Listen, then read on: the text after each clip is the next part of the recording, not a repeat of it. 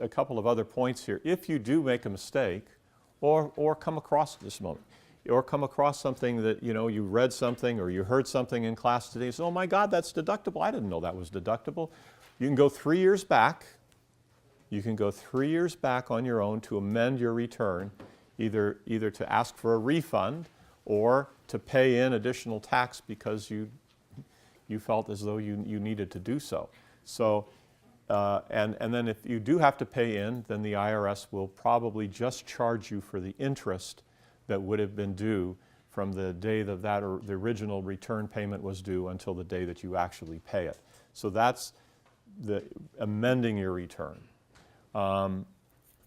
One very important thing, if the IRS catches you on something, you make a mistake and all of that, it's not the end of the world. You're not going to go to jail. They would much rather have you out there working and paying taxes than being in jail. Unless you commit fraud, don't go with fraud. Just don't go there. Just don't go there. You've got great futures ahead of you. You do not need to screw it up by committing tax fraud. All right. But let's say they do catch you. You make an adjustment. You say, yes, I did it. Here's my payment and so on. Remember that if there is a state involved, so if you're a resident of the state of California, you also have to amend your California state return. The people here in California have 4 years to catch you, which is 1 extra year beyond the federal limit. And that clock resets if there is tax due at the federal level via an amendment or via an audit. So April 15th, you have to file your return by April 15th, and you have to pay your money in by that date. Okay?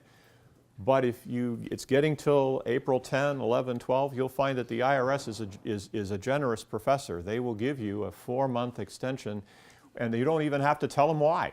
You just fill out a form that says, I'd like actually, it's, what is it, 6 months? April to October 15, 6 months. They'll gladly give you a 6-month additional time to file, but you still have to pay all your taxes by April 15th. Okay, what does that mean then?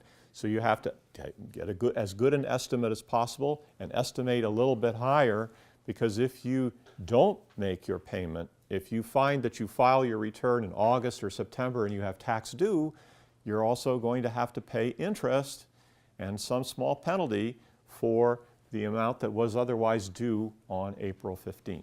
So that may cover that one. So, and then if you miss a deadline altogether, you blow it and you're all the way out to October 16, 17, 18, and you haven't filed your return, file it anyway. Why do you want to file a return anyway? Well, it's the law, 1. But 2, once you filed your return, the 3-year clock there's a statute of limitations clock that runs. And the 3-year clock begins running on the day that you file your return. So if you don't file, there's no clock.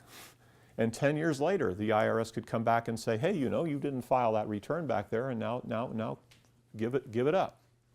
So there is always a benefit in filing the return. Face the music, pay the penalty. If you've got an excuse, if you've got a good excuse, like, and God forbid that you live in Napa and the fires were there and so on, Napa's a disaster area, and so the IRS is actually offering people in Napa extra time to file the return beyond October 15th, provided that they asked for the original extension.